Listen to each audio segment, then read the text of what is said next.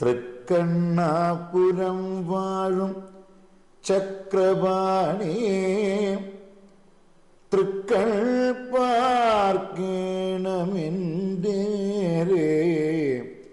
തൃക്കണ്ണാപുരം വാഴും ചക്രപാണി തൃക്കൾ പാർക്കേണമെൻ്റെ നേരെ ഉരുകുമി ജീവിതം നിൻ കൈയിൽ നറുവെണ്ണ പോലങ്ങു ചേത്തിടണേ ഉരുകുമി ജീവിതം നിൻ കൈയിൽ നറുവെണ്ണ പോലൊന്നു ചേത്തിടണേ തൃക്കണ്ണാപുരം വാഴും ചക്രപാണി തൃക്കൾ പാർക്കണമെൻ്റെ നേരെ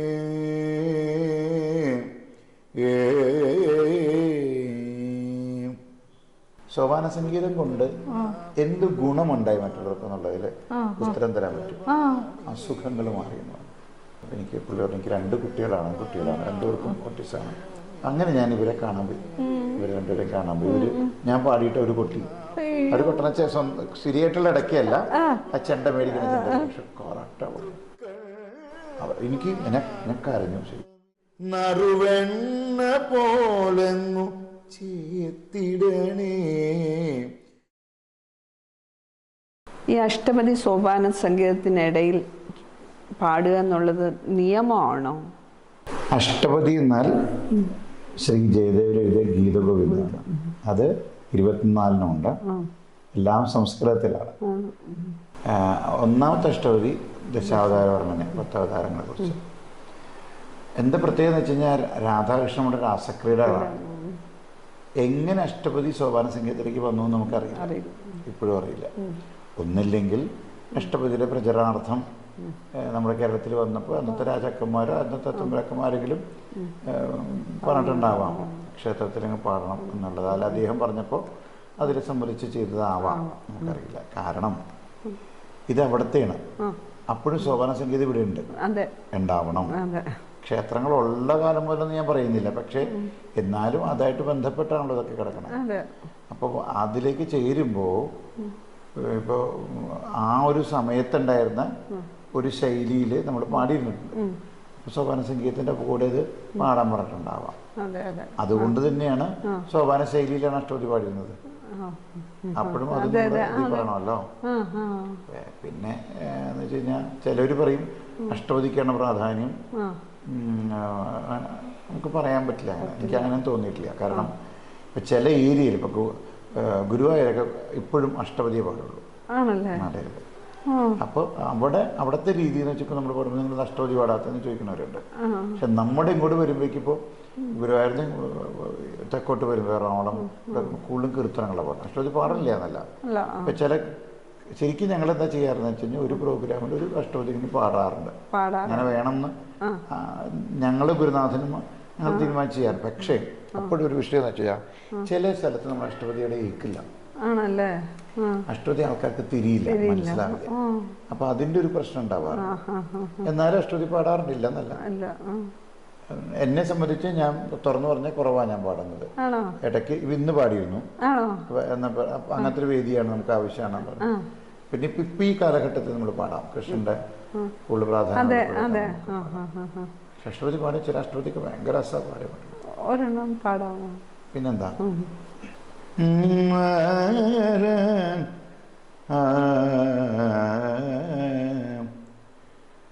രാസേ ഹരിമിക വിഹിത വിലാസം സ്മരതി മനോമമ കൃതപരിഹാസം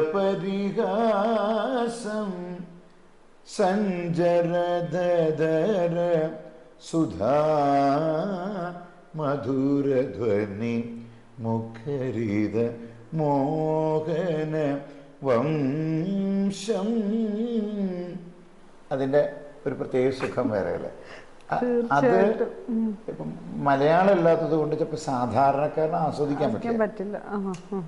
മനസ്സിലായി? അങ്ങനെ ഒരു പ്രശ്നം. ഇപ്പോ അടിമലരിന് തന്നെ ഞാൻ പാടല് കരുണ എന്ന് പാടിക്കഴിഞ്ഞാൽ ജനത്തിന് ഫോളോ ചെയ്യാം. മറ്റേത് കീർത്തനം കേൾക്കണു കേൾക്കണം, അങ്ങനെ ആസ്വാദനം. പിന്നെ അതിന്റെ ലയം കൊണ്ടും രാഗത്തിന്റെ ഭാവം കൊണ്ടൊക്കെ അങ്ങനെ പോവാം. എന്നാലും ഇങ്ങനൊരു വിഷയം മോശമാണെന്നല്ല കേട്ടോ. അഷ്ടപതിയുടെ ഇത് ഞാൻ പറയേണ്ട കാര്യം, അഷ്ടപതി പാടുന്നിടത്ത് കണ്ണിനെത്തുമെന്നാണ്. അത്രയും പ്രാധാന്യം അഷ്ടപതിക്ക്. ഒരു കഥയുണ്ടല്ലോ, ജയദേവരുടെ വദസിയതി കിം ചീതപി കേട്ടിട്ടുണ്ടാവത്. അതായത് പ്രിയേ ചാരുശീലേ അങ്ങനെ അഷ്ടപതിയുണ്ട്. അഷ്ടപതിയില് അത് എഴുതുന്ന സമയത്ത് അതായത് രാധയുടെ പാദം ഭഗവാന്റെ ശിരസിൽ വരുന്ന ഒരു രംഗം അദ്ദേഹത്തിന് എഴുതാൻ പറ്റില്ല.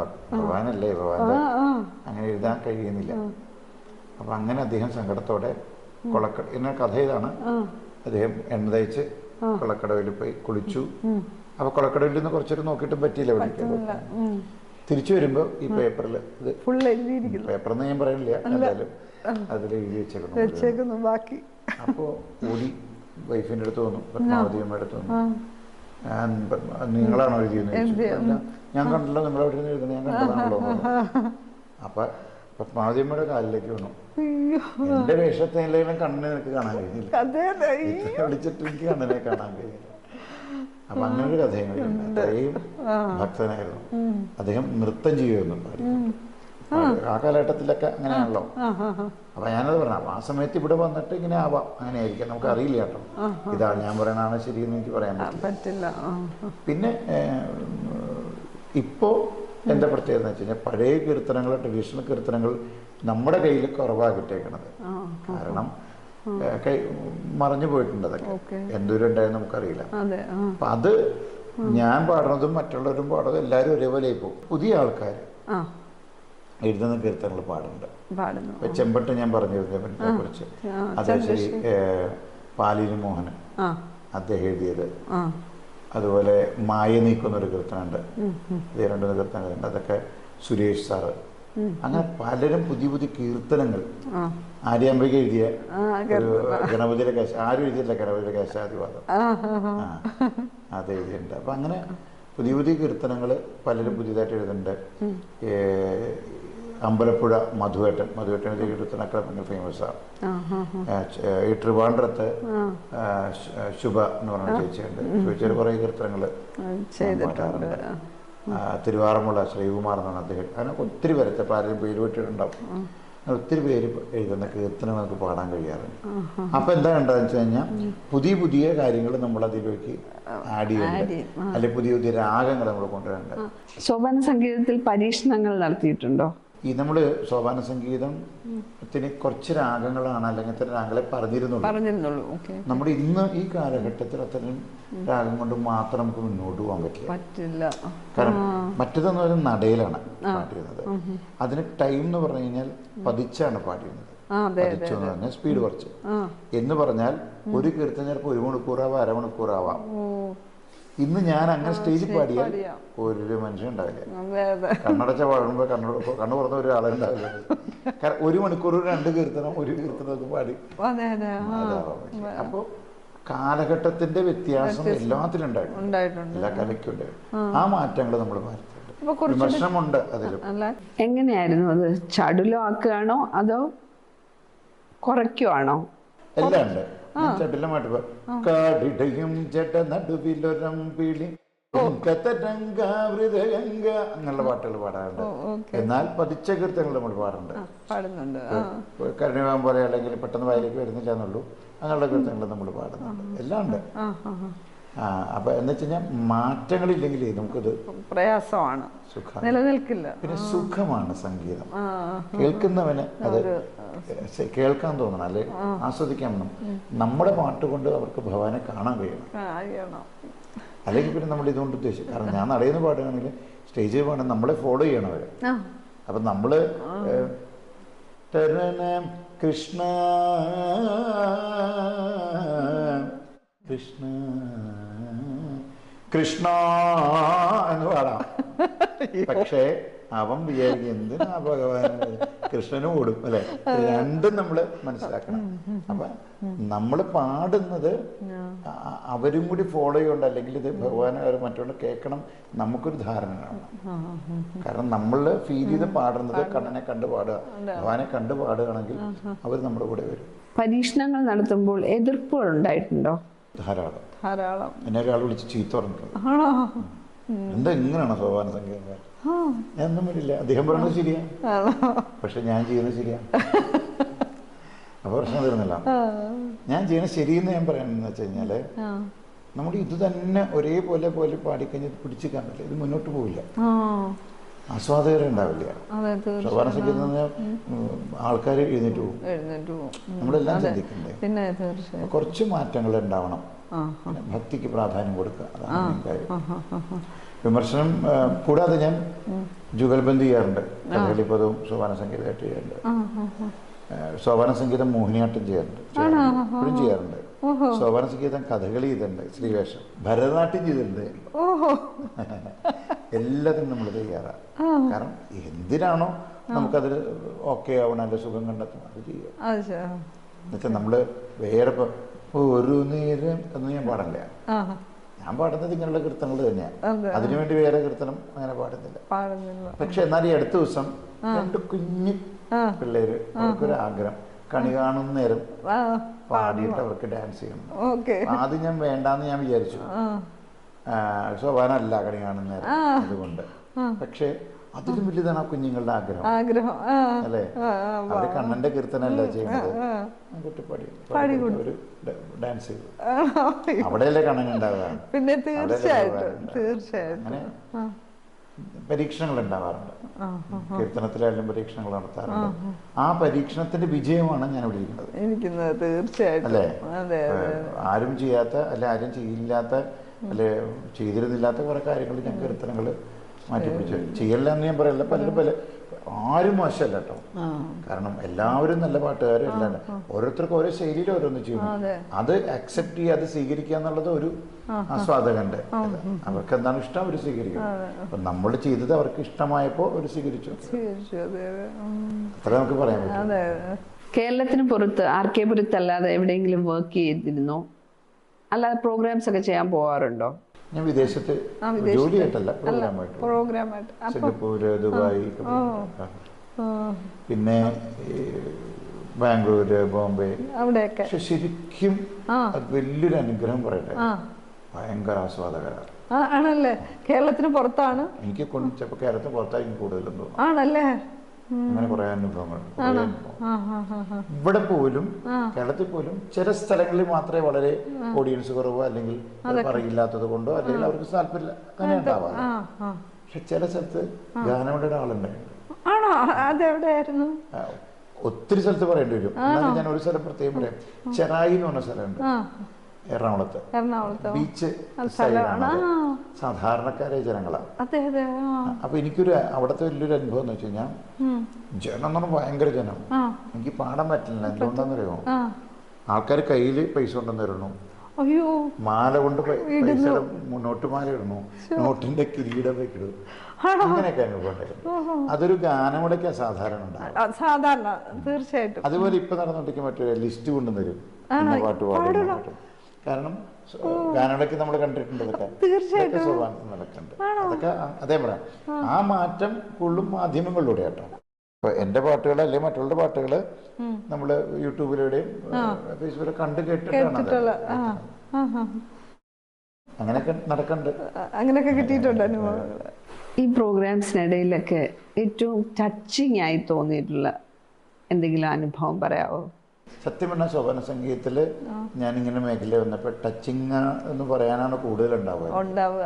ഇഷ്ടം പോലെ അനുഭവങ്ങൾ. അങ്ങനെ ഇങ്ങനെയുള്ള വേദികളിൽ ഞാൻ പറഞ്ഞില്ല, പാടാൻ പറ്റാത്ത, പിന്നെ ഒരു അമ്മ ഇതുപോലെ തന്നെ പാടിക്കഴിഞ്ഞപ്പോൾ കരഞ്ഞുകൊണ്ട് എനിക്ക് കെട്ടിപ്പിടിച്ചെങ്കിൽ മോതിരം, ഒരു സ്വർണ്ണ മോതിരം ഉണ്ട് കയ്യിലെടുത്ത്, അങ്ങനെ ഉണ്ടായിട്ടുണ്ട്. അങ്ങനെയുള്ള അനുഭവങ്ങൾ കുറേ ഉണ്ട്. പക്ഷെ ഏറ്റവും പറയേണ്ട ഒരു സംഗതി അതല്ല.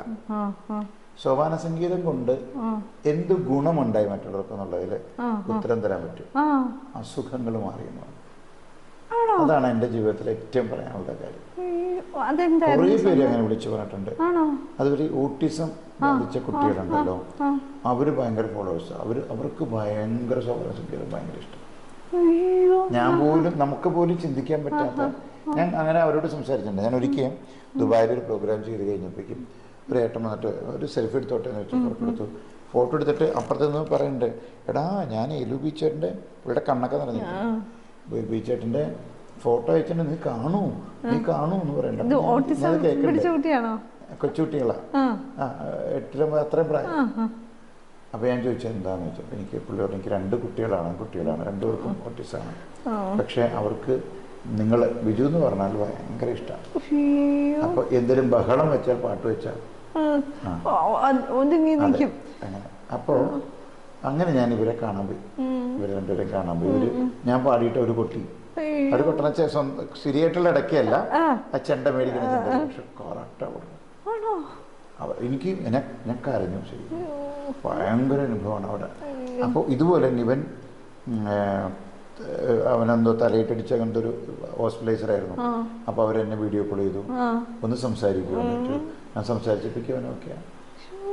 ഇങ്ങനെയുള്ള ഇനിയും രസം ഞാൻ മറന്നു പോകണം. അതുകൊണ്ട് ഇനിയും രസമായിട്ട് സംഭവിച്ചു. ഞാനൊരു വൈദ്യരെടുത്ത് പോയേക്കാം.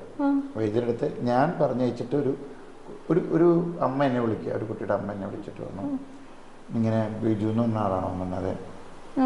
ഞങ്ങൾ ഒരു ജ്യോത്സ്യരെടുത്ത് പോയി. ജ്യോത്സ്യൻ്റെ കൊച്ചിന് ഓട്ടിസത്തിൻ്റെ പ്രശ്നമാണ്. അപ്പോൾ ജ്യോത്സ്യൻ പറഞ്ഞു, നിങ്ങൾ എല്ലു ബിജു എന്ന് പറഞ്ഞ ആളെ കാണും എന്ന് പറഞ്ഞു. ജ്യോത്സ്യൻ പറഞ്ഞു. അപ്പോൾ നിങ്ങൾ അദ്ദേഹത്തിൻ്റെ പാട്ടുകൾ കേൾപ്പിക്കുന്നു. എന്നെ വിളിക്കുമ്പോൾ ഞാൻ പറഞ്ഞു, എനിക്ക് മനസ്സിലാവില്ല, എന്നെ വിളിച്ചിട്ട് എന്താ നിങ്ങൾ, അല്ല അങ്ങനെ പറഞ്ഞു. ഞാൻ പറഞ്ഞു, എന്നെ വിളിച്ച നമുക്ക് അതൊക്കെ ശരി, എന്നെ കാണാം, അതൊക്കെ പാട്ട് കേൾപ്പിക്കാം. നിങ്ങളൊരു വൈദ്യരെയൊന്നും കാണാനില്ല. ഇനി ഞങ്ങൾ വൈദ്യരെ കണ്ടു, ഹോമിയോ എല്ലാം കണ്ടതാണ്. എനിക്ക് വേണ്ടി ചെയ്യും. എന്നാൽ എനിക്ക് ഞങ്ങൾക്ക് മാഷിനെ കാണണം, കണ്ടിട്ടേ ഉള്ളൂ. മാഷിന്റെ ഭഗവതിയും കാണണമെന്നുള്ളൂ, ചേരാൻ്റെ അമ്മയും കാണണം. ഒരു ഇന്റർവ്യൂ കണ്ടത്. അപ്പൊ ചേരാൻ്റെ ഒന്ന് തൊഴിച്ചു. ഞാൻ അത് കഴിഞ്ഞിട്ട് വൈദ്യുതെടുത്തുകൊണ്ടിപ്പോൾ വൈദ്യുതി മരുന്നൊക്കെ തുടങ്ങി. അവർക്ക് നല്ല വ്യത്യാസമുണ്ട്. കൊച്ചു നടക്കില്ല, അത് നടക്കുന്നുണ്ട് ഇപ്പോൾ. പക്ഷെ ഞാനൊരു ദിവസം ഇതുപോലെ ഇവരെ കാണാൻ ചെല്ലുമ്പോൾ ഞാൻ വൈദ്യുതെടുത്തിരിക്കുമ്പോൾ ഇപ്പം അമ്മ ഓടി വന്നിട്ട് വന്നു, വൈദ്യുതി മോന് ഫിക്സ് വന്നു, ഒന്ന് ഓടി വരുമെന്നു. അപ്പോൾ അവൻ ഇങ്ങനെ ഫിക്സ് വന്നിട്ട് ഇങ്ങനെ നിൽക്കുക. അപ്പം വൈദ്യുതി ഒന്നും ചെയ്തിട്ട് അവന് ചെയ്യാൻ പറ്റില്ല. നമുക്ക് എല്ലാം വിളിച്ച് ഇങ്ങനെ നിൽക്കുക. ഈ പെൺകുട്ടി എന്താ വെച്ച് കഴിഞ്ഞാൽ, ഇവരമ്മ കുട്ടിയുടെ അമ്മ എന്താ വെച്ചാൽ, മൊബൈലിൽ അതൊരു പ്രത്യേകതയുണ്ട്. എൻ്റെ ഫോട്ടോ ഉള്ള അല്ലെങ്കിൽ എൻ്റെ വീഡിയോ വേണം, എൻ്റെ വീഡിയോ ഉണ്ടാവണം, അല്ലെങ്കിൽ അവൻ കാണില്ല. കേൾക്കും ജസ്റ്റ്, പക്ഷെ അത് മനസ്സിലാവില്ല. വീഡിയോ ഉണ്ടാവും നോക്കിക്കൊണ്ടിരിക്കും. ഈ വീഡിയോ വെച്ചിട്ടുള്ള ഫോട്ടോ പാട്ടം കൂടി ഇട്ടു. ഇങ്ങനെ നിൽക്കുന്ന കുട്ടി ഈ വീഡിയോയുടെ ഒപ്പം ഈ ഫോണിൻ്റെ ഒപ്പം പൊങ്ങുക. ശരിക്കും ഞാൻ എൻ്റെ മുമ്പിൽ കണ്ടൊരു കാര്യമാണ് ഇത്. ഞാനെന്നുള്ള വ്യക്തിയെക്കുറിച്ച് ചെയ്യാനല്ല കേട്ടോ, പക്ഷെ അങ്ങനെ ഒരു അനുഭവങ്ങൾ ഒരെണ്ണമല്ല, ഇതുപോലത്തെ എത്ര അനുഭവം നമ്മൾ. അതുപോലെ എവിടെ ചെല്ലുമ്പോൾ കുട്ടികളെ അമ്മമാരും അവർ വരുന്നിട്ട് പറയും, ബിജു ഏറ്റവും വലിയ ബിജുവിൻ്റെ ഫാനാട്ടോ, ഏറ്റവും ചെറിയ ആളാട്ടോ. ഇത്രയേ ഉള്ളൂ. പക്ഷെ അവർക്ക് സ്വാഭാവികം. ഇവിടെ നിങ്ങൾ യൂട്യൂബ്, എൻ്റെ ശിഷ്യൻ്റെ മോനുണ്ട്, അവൻ 3 വയസ്സുണ്ടായപ്പോൾ ഞാൻ ഞെട്ടിപ്പോൾ ഒരു സംഭവം ഇടയ്ക്ക് ഓട്ടമുണ്ട്. ഞാൻ പാടിയിട്ട് അവൻ കറക്റ്റായിട്ട് ഇടയ്ക്ക് വിട്ടു. ഞാൻ നേരത്തെ പറഞ്ഞു ഗണപതി കുട്ടികളൊക്കെ അതൊക്കെ ഒന്നും പഠിച്ചിട്ടില്ല. അപ്പം എന്താ ചോദിച്ചാൽ, ഇപ്പോൾ അവൻ്റെ ലോകം ഇതാണ്. രാവിലെ ആകുമ്പോഴേക്കും ബീച്ചേട്ടൻ്റെ പാട്ട് വയ്ക്കണം, ബിജുമാമൻ്റെ പാട്ട് വയ്ക്കാൻ പറയും. അവന് വർത്താനം പറയാൻ പറ്റാത്ത സമയത്ത് പോലും അവൻ പറയും. അങ്ങനെ ഒരെണ്ണമല്ല കേട്ടോ, ഒരുപാട് അനുഭവങ്ങളുണ്ട്. അതുപോലെ ബോംബെയിൽ നിന്നൊരു പ്രായമുള്ളൊരു അമ്മ വിളിച്ചിട്ട് വന്നു, എൻ്റെ ഹസ്ബൻഡ് ഇങ്ങനെ സ്ട്രോക്ക് വന്നിട്ട്. അപ്പോൾ ആള് കരച്ചിലാണ് എപ്പോഴും, പുള്ളി പ്രതീക്ഷിക്കാത്ത കാരണം. ആ പുള്ളി അപ്പോൾ ഈ പുരിജട കെട്ടി എന്നുള്ള കീർത്തനുണ്ട്, അർദ്ധനാരികളുടെ കീർത്തനം. പുരിജട കെട്ടി വലത്തേ ഭാഗം പുരികുഴത്തിരുകി ഇടത്തേ വലത്തും എടുത്താണല്ലോ. ഇദ്ദേഹത്തിന് ഇത് ഈ പാട്ട് കേട്ടിട്ട് എന്ത് ചെയ്യുന്നു വെച്ചാൽ, ഈ 2 കാലും ഓർക്കും, വലത്തെ കാലും ഇടത്തെ കാലായിട്ട്. അങ്ങനെ കുറച്ച് കഴിഞ്ഞപ്പോഴേക്കും ചെറിയ മൂവ്മെന്റ്സ് പറയും വന്നു. പക്ഷെ ആളിപ്പം ഇല്ല, ആള് പോയി. അങ്ങനെ വ്യത്യാസം വരെ ഉണ്ടായിട്ടുണ്ട്. ഞാൻ പറഞ്ഞതെന്ന് വെച്ചാൽ ഇങ്ങനൊരു അനുഗ്രഹം സോപാന സംഗീതം കൊണ്ടുണ്ടായിരുന്നു. അപ്പം മ്യൂസിക് തെറാപ്പിക്കൊക്കെ വളരെ ഗുണം ചെയ്യും ഇത് അല്ലേ? ഇപ്പോഴും ഞാൻ ഇപ്പോഴും പഴയ പാട്ടുകൾ കേട്ട് കഴിഞ്ഞാൽ എൻ്റെ കണ്ണു പറഞ്ഞു. ഇത് പഴയ പാട്ടുകൾ നമ്മൾ അങ്ങനെയാണ്. സംഗീതം നിസ്സാര ഒരു സാധനമല്ല. അങ്ങനെ കുറേ അനുഭവം എന്നോട് ചോദിച്ചുകൊണ്ട് പറഞ്ഞു. ഇനി പറയാണ്ടാവാം, ഇതൊരു ബിജുവിന്റെ ജാട പറയലൊന്നുമല്ല, അനുഭവങ്ങൾ പറഞ്ഞു. അല്ല, ഞാനും ഇത്രയും പ്രതീക്ഷിച്ചല്ല ചോദ്യം ചോദിച്ചത് കേട്ടോ. കാരണം ഇപ്പോഴും ഇന്ന് എത്ര അമ്മമാര് കണ്ടിട്ട് പലരും പറഞ്ഞെടുത്തു, മോനെ രാവിലെ ഞങ്ങൾക്കത് കേൾക്കാണ്ട് പറ്റില്ല, അത് കേട്ടാ ഞങ്ങള് ഫ്രഷാണ്, ഞങ്ങൾ പിന്നെ ഞങ്ങളുടെ ദിവസം ഓക്കെയാണ്. വേറെ എന്താ ഒരു സംഭവം പറയാം. ഇപ്പോ ഒരു രസകരമായ സംഭവം നടക്കുന്നത്. എനിക്ക് എൻ്റെ അച്ഛനമ്മയും മരിച്ചു കേട്ടോ. അപ്പൊ ഇന്ന് എനിക്ക് കുറെ അമ്മമാരുണ്ട്. അത് കാരണം പല അമ്മമാരും രാവിലെ തൊട്ട് മെസ്സേജ് ചെയ്യും, വിളിക്കും, എടുത്തില്ലെങ്കിൽ അറിയും. അങ്ങനെ ഈ മിനിഞ്ഞാന്നൊരു സംഭവം ഉണ്ട്. മോനെ പ്ലീസ് ഞാൻ വിളിക്കുമ്പോൾ ഒന്നെടുക്കും, എനിക്ക് ശബ്ദം കേട്ടാൽ മതി. അങ്ങനെ ഇഷ്ടപ്പെടുന്ന പൂജാമുറിയിൽ എൻ്റെ ഫോട്ടോ വെച്ചിട്ട് അമ്മമാരുണ്ട്. ഞാൻ ഇതൊക്കെ പറയണത്, ഞാൻ ഇതൊക്കെ പറയാൻ കാര്യം എന്ന് വെച്ച് കഴിഞ്ഞാൽ ഒന്നും ഞാൻ ചെയ്യണ്ട. സോപാന സംഗീതം എൻ്റെ സൗന്ദര്യത്തിലല്ലോ, എൻ്റെ സോപാന സംഗീതം കേട്ടിട്ടുള്ള എൻ്റെ എന്ന് ഞാൻ പ്രയോഗിച്ചത് തെറ്റാണ്. കാരണം സോപാന സംഗീതം കൊണ്ടാണ് ഇതുണ്ടായത്, എൻ്റെ എന്നല്ലല്ലോ സോപാന സംഗീതം. അത്രയും മാറ്റങ്ങൾ നമുക്ക് ഈ കലയ്ക്ക് അല്ലെങ്കിൽ ഈ സംഗീതം കൊണ്ട് കൊടുക്കാൻ കഴിയും. മനസ്സിലായി? എന്ത് സാധനം ഞാൻ പറയാം, നിങ്ങൾ കൂട്ടാൻ വെക്കുന്നതിൽ 100% എന്ന് പറഞ്ഞ പോലെ നമ്മൾ ചെയ്യുന്ന കാര്യത്തിൽ 100%. ഞാൻ പറയാം, എനിക്ക് കുറവുകൾ ഇഷ്ടം പോലുള്ള ആളാണ്. അല്ല, നമ്മൾ ചിന്തിക്കുമ്പോൾ എൻ്റെ പാട്ടിങ്ങനെ പോരാ, അല്ലെ കൊട്ടിങ്ങനെ പോരാ എന്ന് ചിന്തിക്കുന്ന ആളാണ് ഞാൻ. പക്ഷെ നമ്മളറിയാത്ത എന്തെങ്കിലും ലോകത്ത് നടക്കുന്നുണ്ട്. നമ്മുടെ ശബ്ദം കൊണ്ടോ നമ്മുടെ മൂവ്മെന്റ്സ് കൊണ്ടോ അല്ലെങ്കിൽ നമ്മുടെ ഭാവം കൊണ്ടോ ആർക്കെങ്കിലൊക്കെ ഒരു ഗുണമുണ്ടെങ്കിൽ അത് നമ്മളറിയാം. അത്രയ്ക്ക് മേളിലാണ് സോപാന സംഗീതം. നമ്മളെപ്പോഴും അതുകൊണ്ട് ആചാര്യന്മാരെ നടക്കുകയാണ്, അവരുണ്ടാക്കി വെച്ചതല്ലേ. തീർച്ചയായിട്ടും ഇതാണ് അതിൻ്റെ നമുക്ക് ജീവിതത്തിൽ സോപാന സംഗീതം കൊണ്ടാണ്. പിന്നെ എന്താണ് സോപാന സംഗീതത്തിലെ മറ്റു പ്രത്യേകത എന്ന് വെച്ച് കഴിഞ്ഞാൽ, ലോകത്ത് തന്നെ അത്ഭുതമായിട്ടൊരു വാദ്യമാണ് അതിന് അകമ്പടി സേവിക്കുന്നത്. ഈ കൊട്ടുകയും പാടുകയും ഒരുമിച്ച് ചെയ്യുന്ന എങ്ങനെയാണ്? അതെങ്ങനെയാണ് അത് സ്വായത്തമാക്കിയത്? നമ്മൾ പോലും അറിയാണ്ട് ചില കാര്യങ്ങൾ.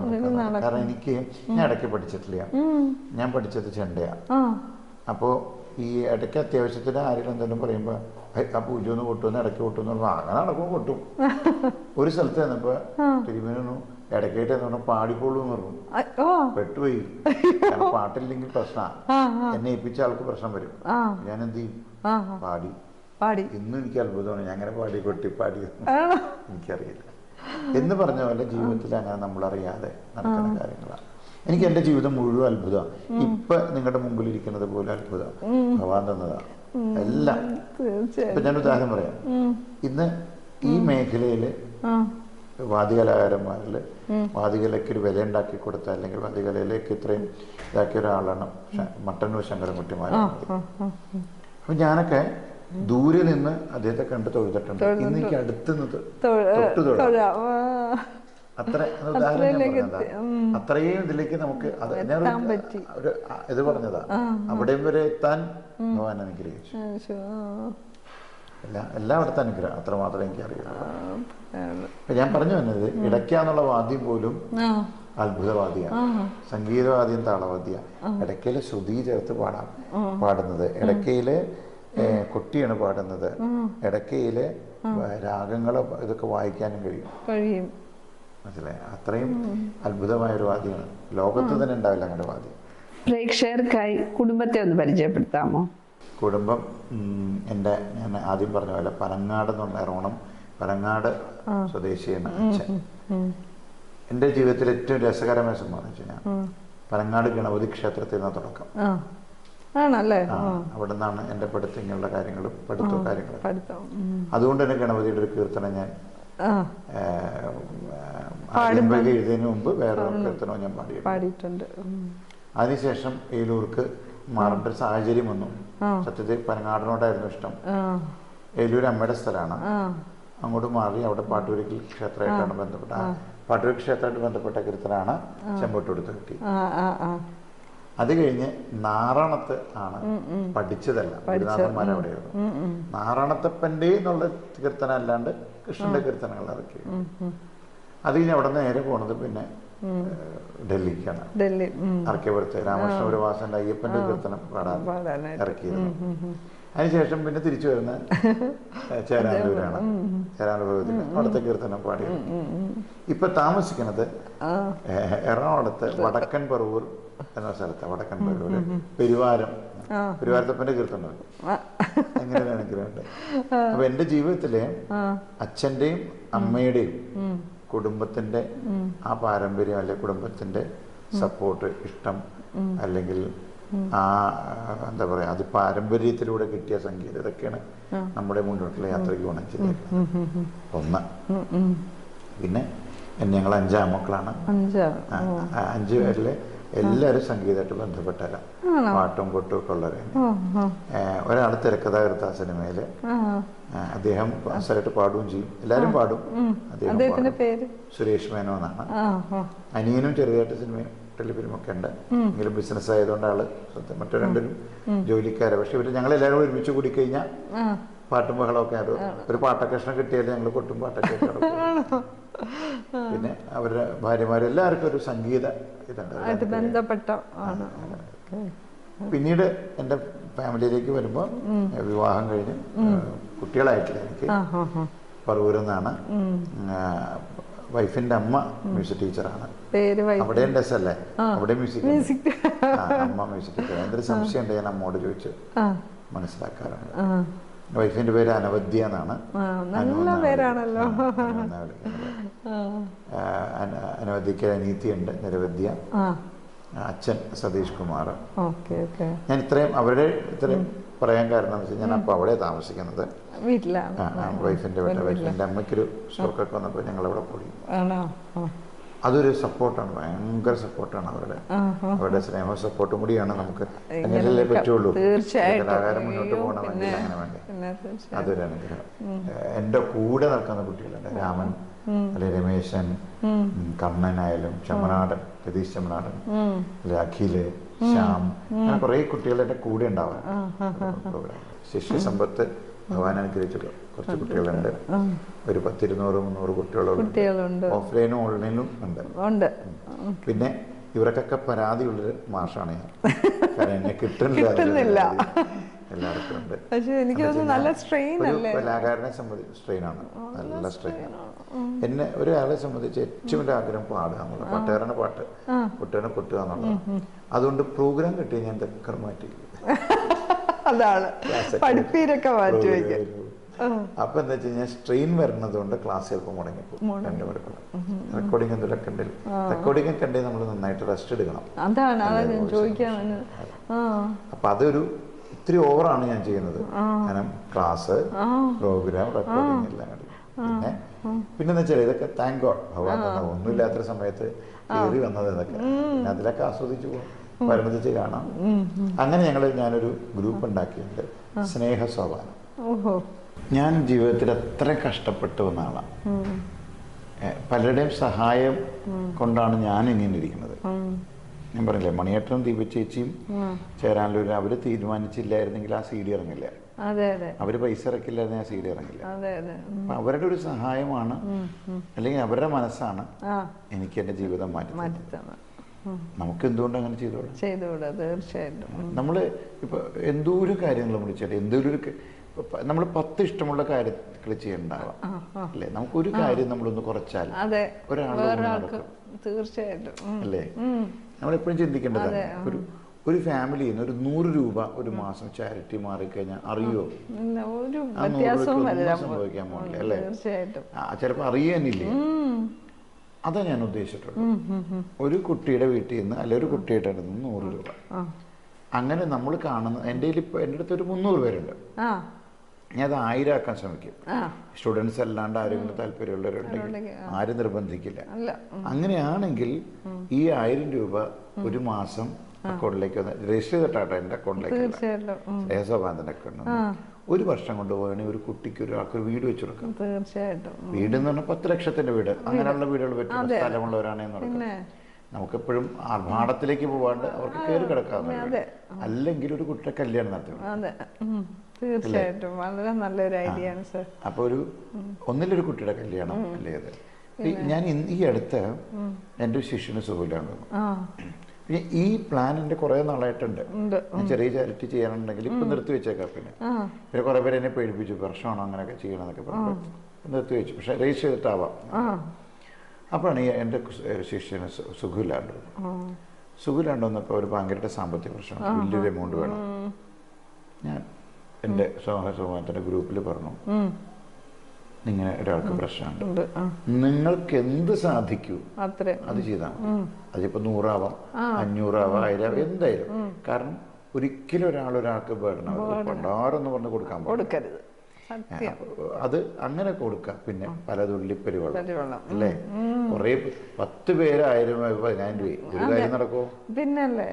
അപ്പൊ ഞാൻ അങ്ങനെ അവരോട് പറഞ്ഞു, ഭയങ്കര അനുഗ്രഹം പറയട്ടെ, 1.5 ലക്ഷം രൂപ കളക്ട് ചെയ്തു. 1.5 ലക്ഷം? 1.5 ലക്ഷത്തിന് താഴെ കളക്ട് ചെയ്തു. അതില് 1.5 ഇല്ല 1.25. അത് അവർക്ക് മൊത്തം ബില്ല് വന്നത് 1.80 എന്തോ. ഇത്ര എമൗണ്ട് നമുക്ക് കൊടുക്കാൻ പറ്റി. ഇപ്പോഴും ചില സ്റ്റുഡൻസ് വിളിക്കുന്നുണ്ട്, സാർ എന്താ ഇനി വേണ്ടേ, ആൾക്ക് ഇനി ആവശ്യമുണ്ടോ? ഒരുപാട് വിദേശത്തുള്ളവർ പലരും പറയും, സാർ ഞങ്ങൾ വേണം ഇത്ര എമൗണ്ട് തരാം. അല്ല, നനഞ്ഞിടം കുഴിക്കാൻ ആവശ്യം വരും, ഇനി ആവശ്യം വരാം. അപ്പൊ നമുക്ക് ചെയ്യാം. നിങ്ങൾ ഒരാളും ഒരിക്കലും ബുദ്ധിമുട്ടി തീരരുത്. കാരണം നമ്മുടെ കേസല്ലാത്ത വേറെ കേസുണ്ടാവും അല്ലേ, അപ്പൊ അവർക്കും സഹായിക്കാം. അങ്ങനെ ഒരു കാര്യം അത് എൻ്റെ ഒരു ഉള്ളിലെ ഏറ്റവും ഒരു ആഗ്രഹമാണ്, അങ്ങനെ ചെയ്യണം. അപ്പൊ അതും നമ്മുടെ ഇതിന്റെ കൂടെ അതിന്റെ മെയിൻ കാര്യങ്ങൾ സ്റ്റാർട്ട് ചെയ്യുന്ന തുടങ്ങിയിട്ടുള്ളതാണ്. രജിസ്ട്രേഷൻ കാര്യങ്ങളൊക്കെ കണക്കണം. അപ്പൊ അത് നമ്മൾ അപ്പൊ ഇതിനകത്തൊരു നേരത്തെ പറഞ്ഞാൽ ഒരു അനുഗ്രഹം കൂടി എന്ന് വെച്ച് കഴിഞ്ഞാൽ അടുത്ത തലമുറയ്ക്ക് നമുക്കിത് പറഞ്ഞു കൊടുക്കാം. അവൻ ഇല്ലാത്തവന് കൊടുക്കുക, അവന്റെ ബുദ്ധിമുട്ടുണ്ട്. അവന് പുതുതലമുറ അവരെ കുറ്റം പറഞ്ഞിട്ടല്ല, അവർ ചോദിക്കുന്ന സമയത്ത് അവരുടെ മുമ്പിൽ എല്ലാ സാധനമുണ്ട്. അവർക്ക് ബുദ്ധിമുട്ടറിയില്ല, പക്ഷെ ബുദ്ധിമുട്ടുന്നവരെ അറിയില്ല. അതാണ് എന്നെ പോലെ തന്നെ അവന് ചിന്തിച്ചിട്ടുണ്ട്, അവന് ഇത്തരം ബുദ്ധിമുട്ടുണ്ട്, ഞാൻ അവനെ സഹായിക്കേണ്ടതാണ്. തീർച്ചയായിട്ടും അത് നമ്മൾ അങ്ങനെ വലിയൊരു കാര്യമാണ് സാർ, വലിയൊരു കാര്യമാണ്. പിന്നെ എല്ലാം ഞാൻ പറയില്ല, എല്ലാം ഭഗവാൻ തന്നെന്ന് വിശ്വസിക്കുന്നു ഇന്നും എന്നും. അപ്പൊ അതുകൊണ്ട് ഇന്ന് 1000 കിട്ടിയാലും 10000 കിട്ടിയാലും എപ്പോഴും നമ്മൾ സന്തോഷമാണ്. ബുദ്ധിമുട്ടുകളുണ്ടാവാം, ഇന്നലെ പോലല്ലോ ഇന്ന് 3 ഭക്ഷണം കഴിക്കണ്ടല്ലോ. എല്ലാം ഈ കൊട്ടിപ്പാടി സേവാന സോപാന സംഗീതം കൊണ്ടുണ്ടായ ജീവിതമാണ്. അതുകൊണ്ട് എപ്പോഴും ഞാൻ എൻ്റെ ഗുരുനാഥനെയും എൻ്റെ ഗുരുക്കന്മാരെയും എല്ലാവരും എപ്പോഴും സാഷ്ടാംഗം നമസ്കരിക്കുക. അതുകൊണ്ട് മാത്രമാണ് ഞാനിത് പോകേണ്ടത്. പിന്നെ അവസരങ്ങൾ തരുന്ന ഭക്തര് തീർച്ചയായിട്ടും ഒരല്പ സ്വാർത്ഥതയാണ്. പെട്ടെന്നൊരു ഗാനം തന്നാൽ അത് ചിട്ടപ്പെടുത്തി തരാൻ പറ്റുമോ? ഞങ്ങളുടെ പ്രൊഡ്യൂസർ ഹരിശങ്കർ എസ് വിശ്വനാഥ് തൃക്കണ്ണാപുരത്തപ്പനെ പറ്റി ഒരു നല്ല കീർത്തനം എഴുതിയിട്ടുണ്ട്. അതൊന്ന് സോപാന സംഗീതത്തിൽ കേൾക്കാൻ ഒരാഗ്രഹം കൊണ്ടാണ്. തൃക്കണ്ണാപുരം എന്നുള്ള ക്ഷേത്രമുണ്ട്, അവിടുത്തെ കീർത്തനാണ്.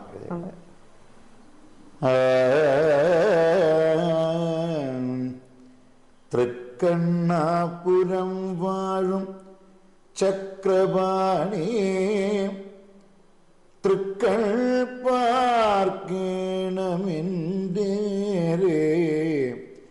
തൃക്കണ്ണാപുരം വാഴും ചക്രപാണി തൃക്കൾ പാർക്കണമെൻ്റെ നേരെ ഉരുകുമി ജീവിതം നിൻ കൈയിൽ നറുവെണ്ണ പോലെങ്ങു ചേത്തിടണേ ഉരുകുമി ജീവിതം നിൽക്കയിൽ നറുവെണ്ണ പോലൊന്നു ചേത്തിടണേ തൃക്കണ്ണാപുരം വാഴും ചക്രപാണി തൃക്കൾ പാർക്കണമെൻ്റെ നേരെ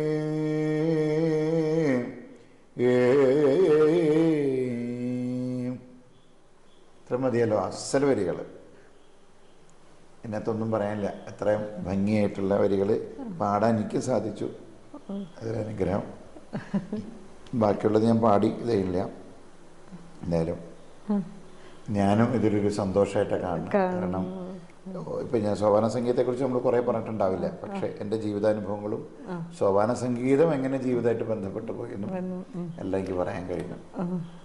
കാരണം ഈ നമ്മൾ അടുത്ത തലമുറയ്ക്ക് നമുക്ക് കൊടുക്കാൻ കഴിയുന്ന കുറേ കാളുണ്ട്. അത് കൊടുത്തില്ലെങ്കിൽ ഇപ്പം തന്നെ നമ്മുടെ അടുത്ത തലമുറ പോകുന്ന ഒരു ബുദ്ധിമുട്ട്, പ്രശ്നങ്ങൾ ചെറുതല്ല. അവർ കാണുന്നതും കേൾക്കുന്നതും നല്ലതല്ല പലതും. അപ്പോൾ അവർക്ക് നമ്മൾ ഈ കലകളിലൂടെ കുറേ മാറ്റങ്ങൾ ഉണ്ടാക്കി, അവരെ പഠിക്കുമ്പോൾ അവർക്ക് അതെന്താണെന്ന്, നമ്മൾ ഭക്തി എന്താണെന്നോ അല്ലെങ്കിൽ കീർത്തനത്തിൻ്റെ പ്രത്യേകത എന്താണെന്ന് നമ്മൾ പറഞ്ഞാൽ പഠിപ്പിക്കുന്നു. അതവർക്ക് കുറേ കൂടെ ഗുണം ചെയ്യും. അതുകൊണ്ട് തന്നെ നമ്മുടെ കാലശേഷം ഇങ്ങനെയുള്ള ഈ വീഡിയോസ് അല്ലെങ്കിൽ ഈ യൂട്യൂബിലൂടെയെങ്കിലും അവർക്ക് കാണുന്നത് മനസ്സിലാക്കാൻ. ഞാൻ ആദ്യം പറഞ്ഞ പോലെ ഞാൻ വലിയൊരു കലാകാരനോ ഞാൻ വലിയൊരു പാട്ടുകാരനോ ഒന്നുമില്ല. ഭഗവാൻ തന്നത് പകർന്നു പോകണം, മുന്നോട്ട് പോകണം. ഞങ്ങളുടെ സ്വരത്തിലൂടെ മാധുര്യം എന്ന ഈ പരിപാടിയിൽ വരികയും ഞങ്ങളോടൊപ്പം ഇത്രയും സമയം ചെലവഴിക്കുകയും ചെയ്തതിന് ഞങ്ങളുടെ ഹൃദയത്തിൻ്റെ ഭാഷയിൽ നന്ദി രേഖപ്പെടുത്തുന്നു. എന്തായാലും ഭഗവാന്റെ അനുഗ്രഹം ഉണ്ടാവട്ടെ എല്ലാവർക്കും, എല്ലാ പ്രേക്ഷകർക്കും എപ്പോഴും ഭഗവാന്റെ അനുഗ്രഹം ഉണ്ടാവട്ടെ. സന്തോഷം.